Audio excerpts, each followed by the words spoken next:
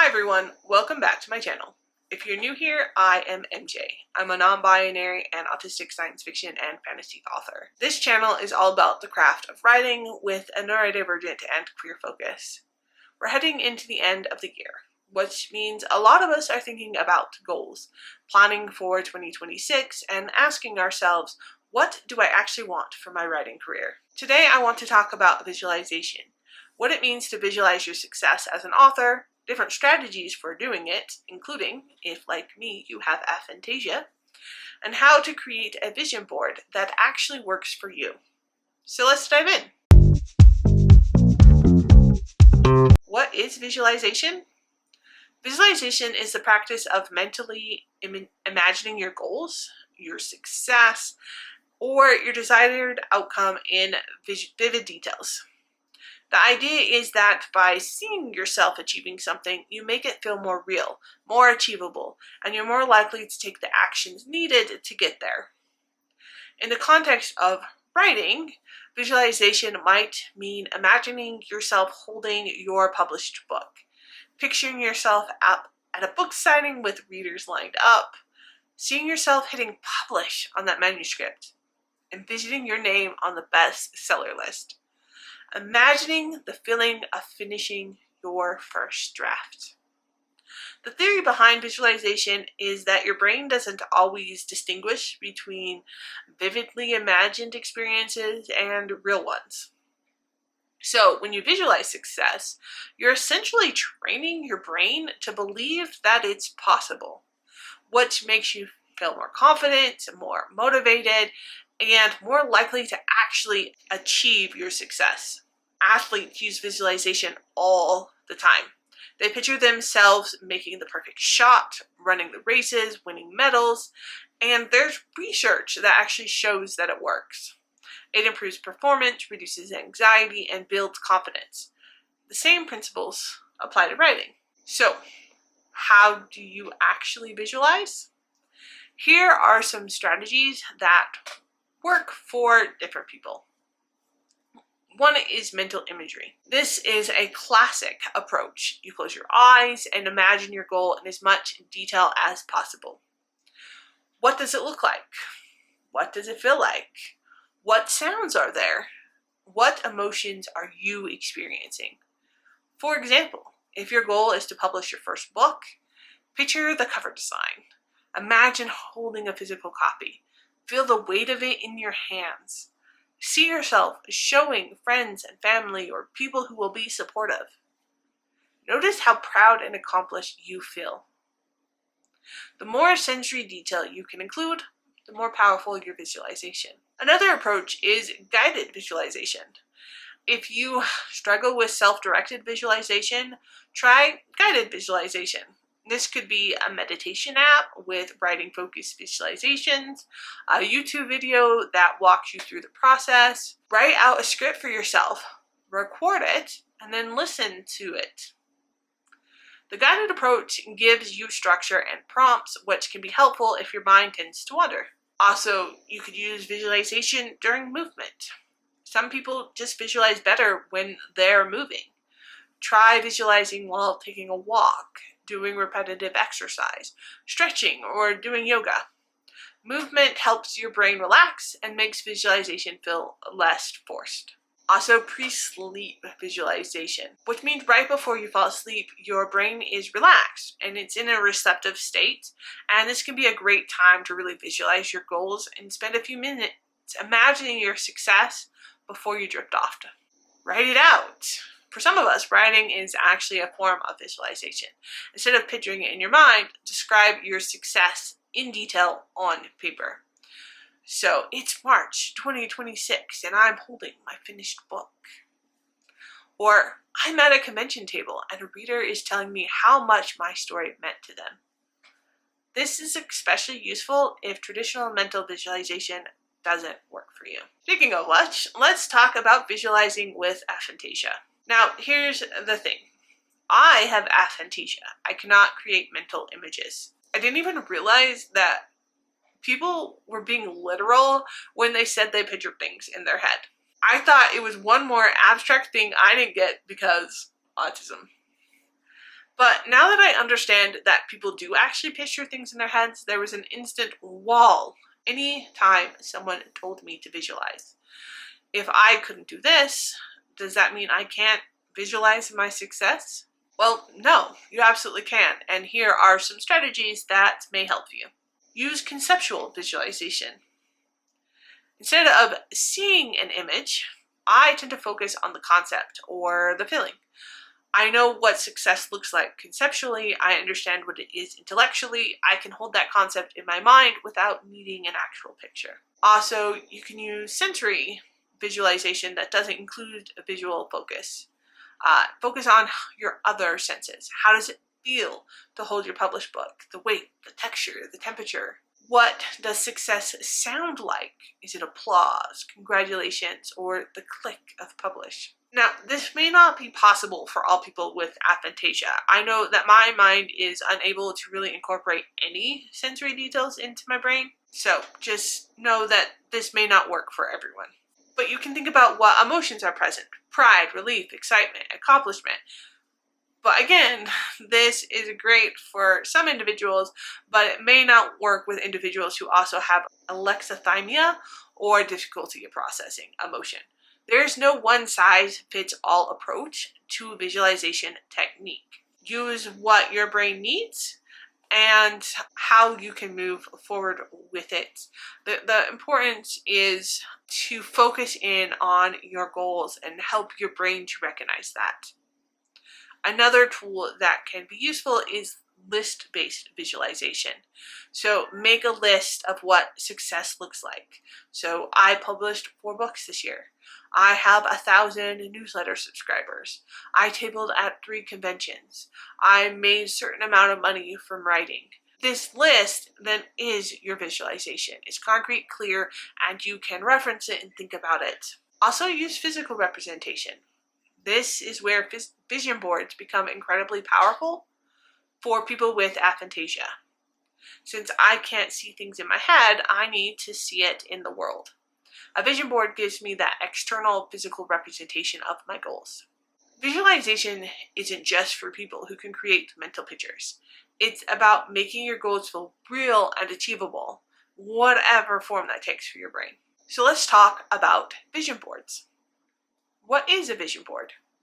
Well, a vision board is a physical or digital collage of images, words, and symbols that represent your goals and aspirations. It's a visual reminder of what you're working towards. For writers, a vision board might include book cover mock-ups or inspirational covers. Images representing your genre, like spaceships for sci-fi, castles for fantasy. Words, like published author, bestseller, finished manuscript. Photos of your writing space or dream writing retreat. Income goals or subscriber counts, specific concrete numbers. Convention bags or speaking engagement imagery. Include quotes that inspire you. The idea is that by seeing these images regularly, you keep your goals at the forefront of your mind. You stay motivated and you remind yourself why you're doing the work. So, why do vision boards matter? You might be thinking, this seems kind of silly. How is a collage of pictures going to help me to write a book? Trust me, I get this. I thought this way also until I read the neuroscience of how visualization actually works. There is research showing it's successful. So I broke down and I created my first vision board. Here's why vision boards actually work. They make abstract goals concrete. I want to be a successful author is vague.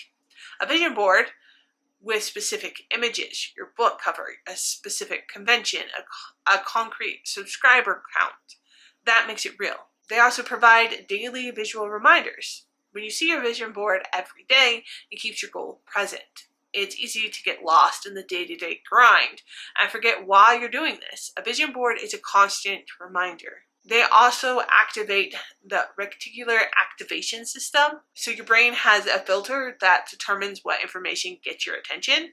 And when you regularly look at your vision board, you're training your RAS system to notice opportunities and resources related to your goal. So, neuroscience.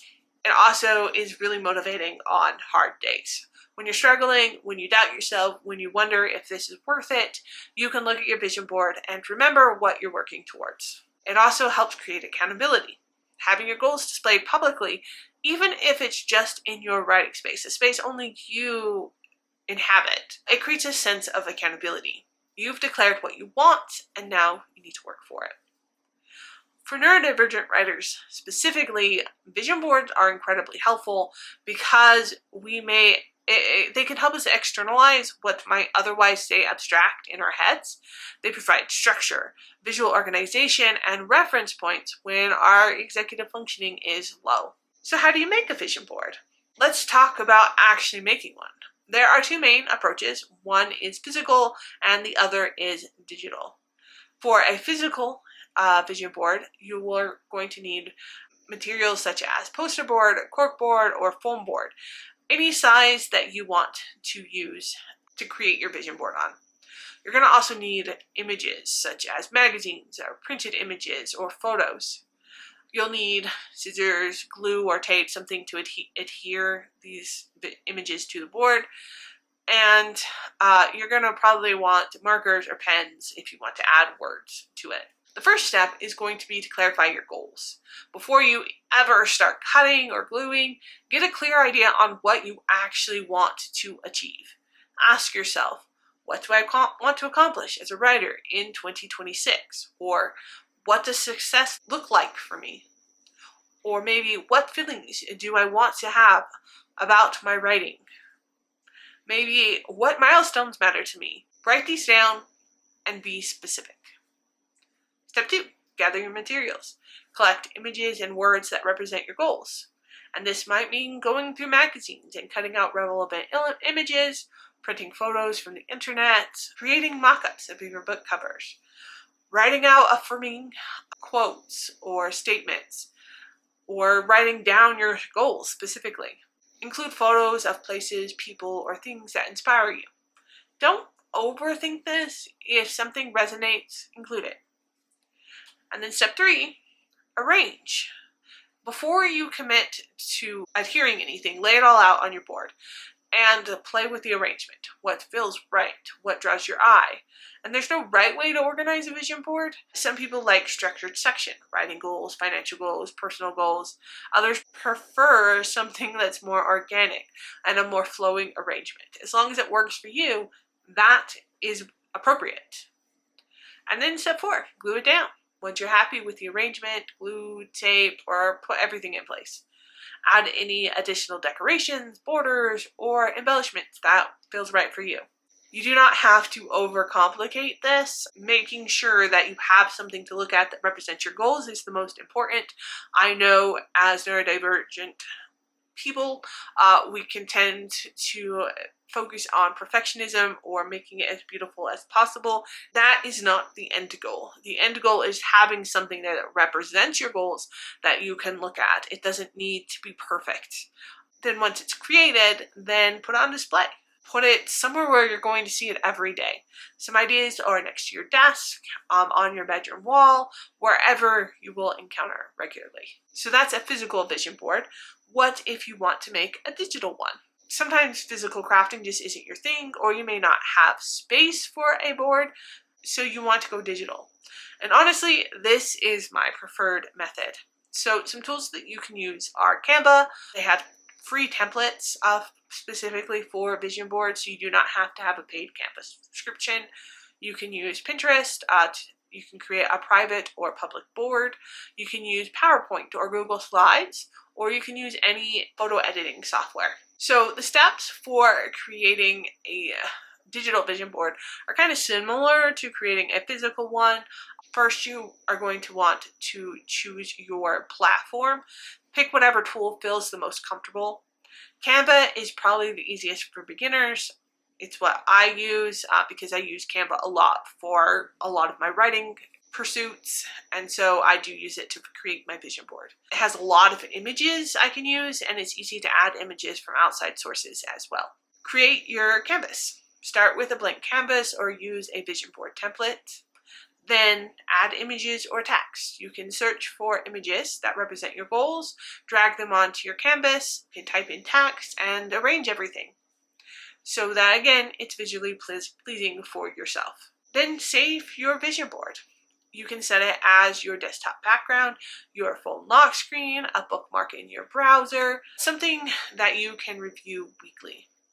If possible, you should probably print out your vision board, post it on the side of your bed, include it in your planner. With a digital vision board, you can put the same board in lots of different places.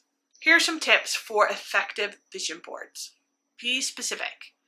Instead of just published author, include your actual book cover mock-up or a specific number of books you want to publish. Include feelings. Don't just focus on achievements. Include images that represent how you want to feel. Proud, accomplished, confident, creative, joyful.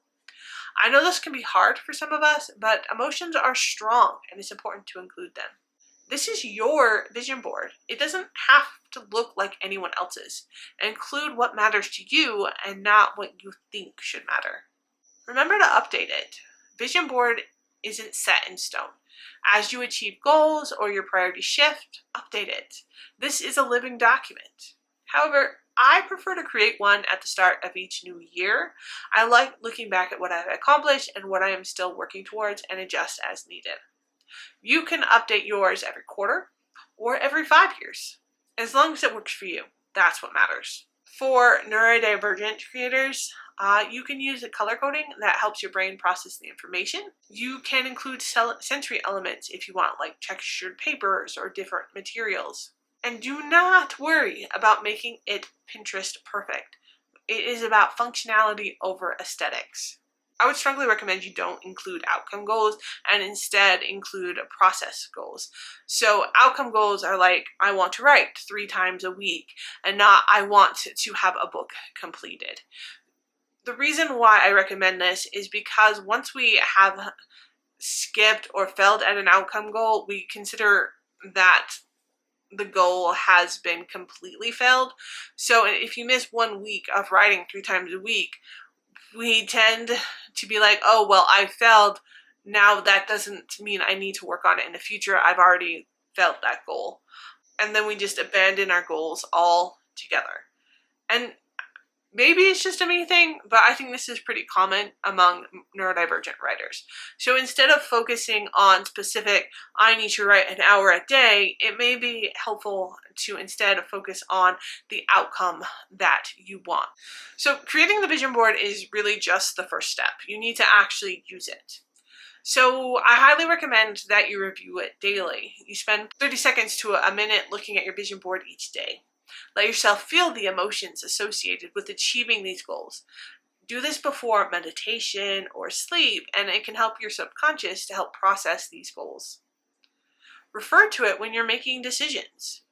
When you're deciding to take on a project, attend an event, or spend money on something writing related, check your vision board. Does this align with what your goals actually are? Use it for motivation. On days when writing feels really hard, when you're doubting yourself, when you wonder if it's worth it, look back at your vision board. Remember what you're building towards. Visualization and vision boards aren't magic. They won't write your book for you or automatically bring you success. But they can be powerful tools for clarifying what you actually want, keeping your goals front and center, building confidence that success is possible, motivating you on hard days, and training your brain to notice opportunities. Whether you create mental images or, like me, you have aphantasia, whether you make a physical board or a digital one, the act of externalizing these goals make them real. So as we head into 2026, I encourage you to spend some time visualizing what you want your writing year to look like. And if a vision board feels right, make one. What would be on your writing vision board? What does success look like for you? Drop it in the comments. I would love to hear. If you have found this video helpful, please give it a thumbs up and subscribe to more WriterTube content every Tuesday.